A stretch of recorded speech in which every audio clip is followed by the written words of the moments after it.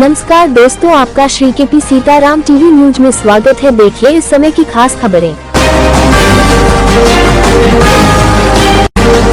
श्रीमद्भागवत कथा में गरिमामयी उपस्थिति। कथा व्यास श्री श्री 108 महंत श्री राघव दास जी महाराज। अयोध्या धाम कथा पारीक्षित श्रीमती उमा देवी आत्माराम दुबे सानिगन महंत प्रवीण दास जी महाराज।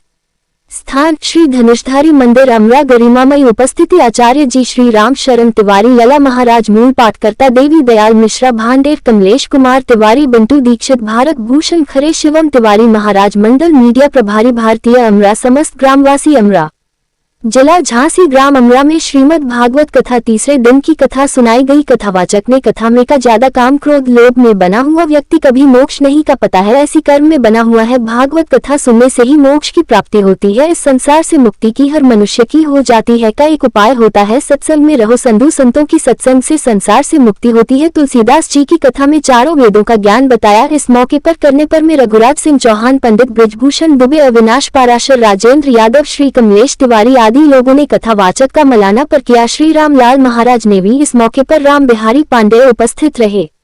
मोर्ट से आलोक सोनी की रिपोर्ट। विश्व का गौ माता की, सत्य सनातन धर्म की जय जय श्री सीताराम।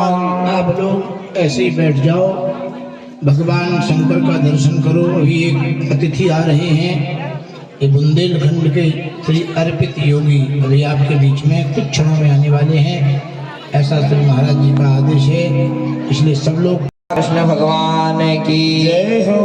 जय जय श्री सीताराम। देखिए सभी भक्त अपने समय से आए।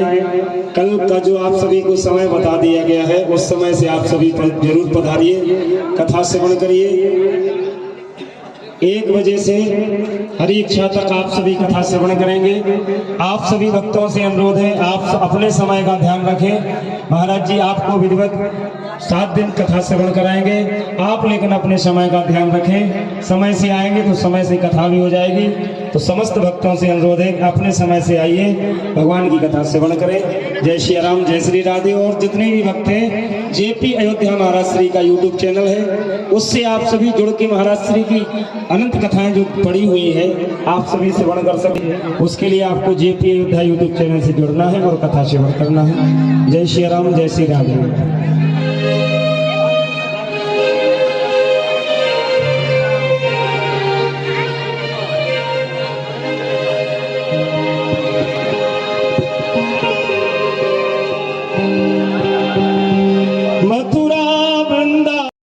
काम क्रोध लोभ मोह मद मत्सर इन सबको जीत लिया है। जीतने के लिए सतत रूप से प्रयत्नरत हैं।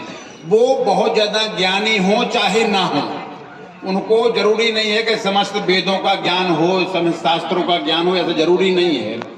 तो वो तो हैं साधु संत, वो हैं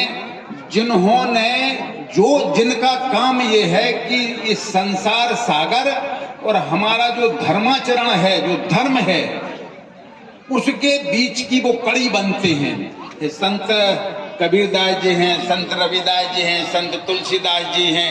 तो ये समाज की ऐसी कड़ी बने हैं कि अगर समाज कहीं भटक रहा था तो उसको सदपंथ पर लाने का इन्होंने बहुत अच्छा प्रयास किया है।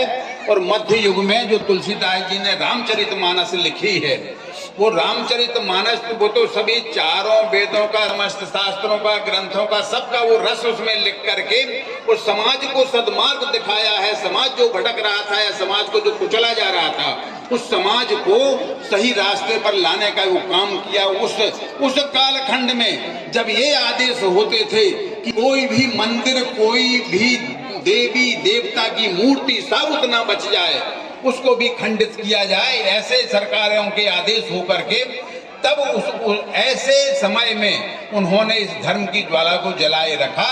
वो ऐसे संत ऋषि तो जिन्होंने खोज की है, यानी जिन्होंने वास्तव में वेदों की रचनाएं लिखी हैं, उन्हें वो ऋषि कहा गया है। और मुनि फिर उससे ऊपर के ऋषि भी जब वो अपने आप को इस व्रत में ले जाते हैं कि उन्होंने मौन धारण कर लिया है, या अधिकांश समय वो मौन रहने लगे।